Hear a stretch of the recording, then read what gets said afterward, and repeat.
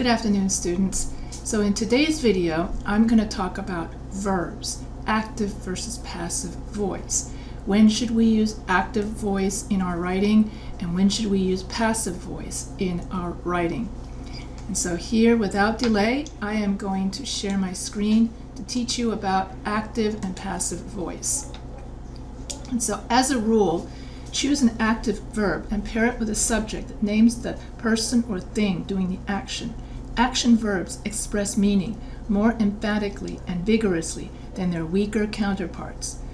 Verbs in the passive voice or forms of the verb to be.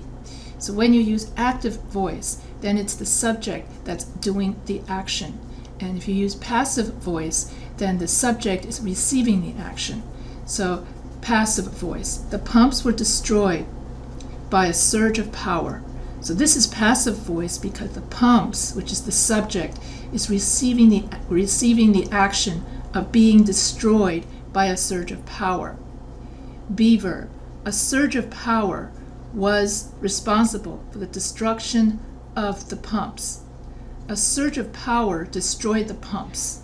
And so here, a surge of power, the subject, is the subject doing the action of destroying the pumps.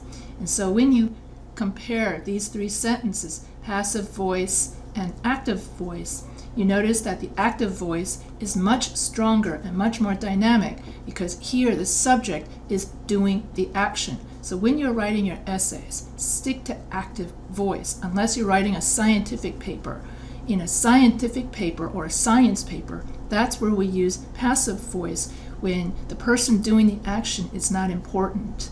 So verbs in the passive voice lack strength because their subjects receive the action instead of doing it. Forms of the verb be, was, were lack vigor because they convey no action. Although passive voice verbs and forms of be have legitimate uses, choose an active verb whenever possible. Even among active verbs, some are more vigorous and colorful than others. So always, when you use verbs in your use active verbs. Carefully selected verbs can energize a piece of writing. The goalie crouched low, swept out his stick, and hooked the rebound away from the mouth of the net. Academic English. Although you may be tempted to avoid the passive voice completely, keep in mind that some writing situations call for it, especially scientific writing. For appropriate uses of the passive voice, see page 127. That's to come. So use of the active voice unless you have a good reason for choosing the passive. So in the active voice, the subject does the action. In the passive voice, the subject receives the action. Although both voices are grammatically correct, the active voice is usually more effective because it is clearer and more direct. Active voice. Hernando caught the fly ball. So in the active voice, Hernando, the subject, is doing the action of catching the fly ball. Passive voice. The fly ball was caught by Hernando.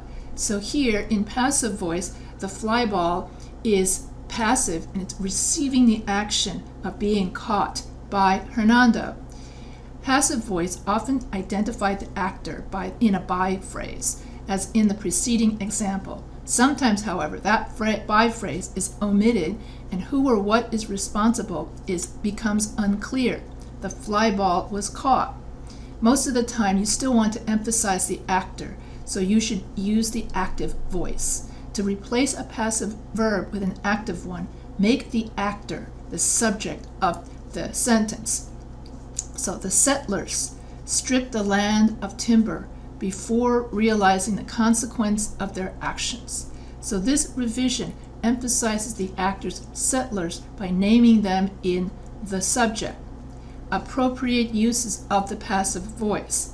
The passive voice is appropriate if you want to emphasize the receiver of the action or to minimize the importance of the actor, and this happens in science. So many Hawaiians were forced to leave their homes after the earthquake.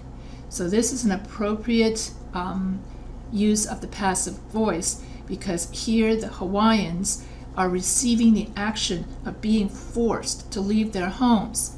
Near harvest time, the tobacco plants are sprayed with a chemical to slow the growth of suckers. And so here the subject, tobacco plants, are receiving the action of being sprayed with a chemical to slow the growth of suckers. And so in passive voice, the subject is receiving the action. So the writer of the first sentence wished to emphasize the receiver of the action, Hawaiians. The writer of the second sentence wished to focus on the tobacco plants, not on the people spraying them. In much scientific writing, the passive voice properly emphasizes the experiment or process being described, not the researcher. So, for instance, when I write my research paper, and under the methods part of my science paper, I'm going to write about exactly what did I do for my experiment. And so then the emphasis is not on me or but the emphasis is on the process. In other words, what did I do during that experiment? And so therefore we use the passive voice to diminish the role of the researcher and emphasize the process. In other words, I would say the water is being poured into the jar. The peanut butter is being put on the bread. The explosive chemicals is being poured into the jar. The jar is being boiled to a temperature of 250 degrees, and so on and so forth. So in each of those sentences, I'm explaining how I conducted my experiment. And so therefore, the emphasis is placed on what I did and not the person doing it. So that's why in scientific papers, we use passive voice, but in an essay, we want to be more direct, dynamic. Therefore, we use active voice because the subject is the one doing the action, resulting in a much clearer and direct paper when you use active voice for your essays, and then in your science paper, where you describe what you're doing in your experiment, that's when you use passive voice. And so be verbs, and also some of the sentences with be verbs. Sometimes you want to replace be verbs that result in dull or wordy sentences. Not every be verb needs replacing. The forms of be, am, is, was, were, being, been work well when you want to link a subject to a noun that clearly renames it to an adjective that describes it. For instance, Orchard House was the home of Louisa May Alcott. The harvest will be bountiful after the summer rains. So when you have subject, be verb, and adjective, then be verb is a powerful sentence. For example, if I say John Smith is handsome, and then handsome then goes back to the adjective handsome and renames and describes John Smith. So in that case, the be verb is effective. But if I wanted to use, for example, this one, a surge of power was responsible for the destruction of the pumps. Well, then a surge of power is kind of like a passive voice. It's not really doing anything. And so you want to replace a surge of power, you want to have a much more dynamic active verb. So instead of saying was responsible for, that's pretty lame. Then you want a more active verb like destroyed. Sounds much more direct. So therefore we want to use more active verbs in our essays. So be verbs also are essential as helping verbs before present participles like is flying, are disappearing, to express ongoing action. Derek was fighting the fire when his wife went into labor. If using a be verb makes a sentence needlessly dull and wordy, consider replacing it. Often a phrase following the verb contains a noun or adjective, such as violation, resistant, that suggests a more vigorous active verb, like violate, resist. Burying nuclear waste would violate an international treaty, instead of saying would be in violation of an international treaty. When Rosa Parks was resistant to giving up her seat on the bus, she became a civil rights hero. So instead of saying was resistant to, you would say when Rosa Parks resisted giving up her seat on the bus, she became a civil rights hero. As a rule, choose a subject that names the person or thing doing the action. In weak, empathetic prose, both the actor and action may be buried in sentence elements other than the subject and the verb. In the following weak sentence, for example, both the actor and the action appear in prepositional phrases, word groups that do not receive much attention from readers. The situation of the New Deal had the effect of reversing some of the economic inequalities of the Great Depression. So if you use a more emphatic, the New Deal reversed some of the economic inequalities of the Great Depression. So instead of becoming so wordy, get straight to the point with your subject.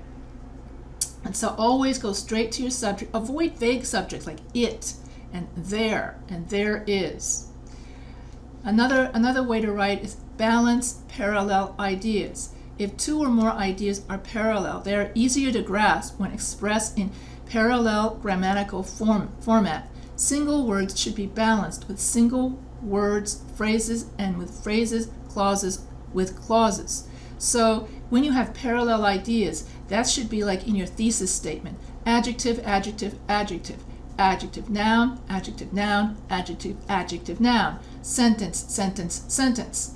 So if I wanted to say that John is sympathetic, kind, and caring. So that's adjective, adjective, adjective. Sympathetic, kind, caring. Or if you want to say, I like to go shopping, to go camping, and to go eating at a restaurant. To go, to go, to go. So that's how we use parallel structure in order to emphasize an idea, and it makes it easier for people to grasp the idea, and also it sounds quite lyrical. A kiss can be a comma, a question mark, or an exclamation point. This novel is not to be tossed lightly aside, to be hurled with great force. In matters of principle, stand like a rock. In matters of taste, swim with the current. Writers often use parallelism to create emphasis. Parallel ideas in a series. Children who study music also learn confidence, discipline, and creativity. So here you have noun, noun, and noun. Impressionist paintings believe in focusing on ordinary objects, capturing the effects of light on those objects, and using short brushstrokes. So here you have Geron, focusing, capturing. So focusing, capturing, using. Ing. So that is parallel structure. Racing to get to work on time, Sam drove down the middle of the road, ran the red light, and ignored 2 stop signs. So here you have one sentence past tense, another sentence past tense, and another sentence past tense. And so that is parallel, parallel, parallel. So that helps you with emphasis. It helps. So in a thesis statement, you would have sentence, sentence, and sentence, and you would have parallel structure. When pairing ideas, underscore their importance by expressing them in similar grammatical format. Paired ideas are usually connected in one of these ways, with a coordinating conjunction, such as, and, but, or, with a pair of correlative conjunctions, such as either or, not only, but also, with a word introducing a comparison, usually than or as. Parallel ideas linked with coordinating conjunctions. So here you have Emily Dickinson's poetry features the use of dashes and the capitalization of common words. Many states are reducing property taxes for homeowners and extending credits to renters. So here you have reducing and extending. So here you have parallel structure. You can't mix and match it. You can't say reducing property taxes and to extend tax credits. So you got to have everything matching, reducing, extending. You can also have parallel ideas with correlative conjunctions like either or, neither nor, not only but also, and whether and or. Thomas Edison was not only a prolific inventor but also was a successful entrepreneur. The clerk told me either to change my flight or to take the train. So to change, to take, that is parallel. Infinitive, infinitive. In comparisons linked with then or as, the elements being compared should be expressed in parallel grammatical structure. It is easier to speak in abstractions than to ground one's thoughts in reality. To speak is balanced with to ground. Okay, to ground and to speak. So that way you have parallel structure. And so in Pueblo culture, according to Silko, writing down the stories of a tribe is not the same as keeping track of all the stories. So here you have writing and keeping.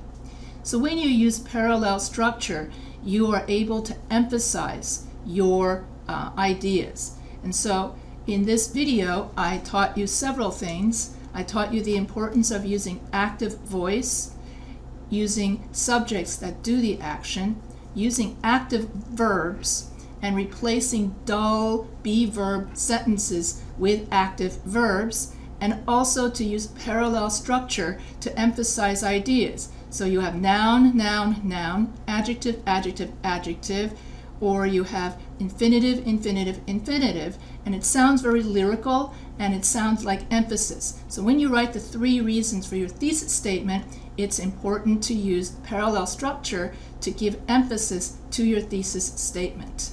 So if you have any questions about this video, you can feel free to email me at any time. So I hope you enjoyed this very short video on active voice and parallelism.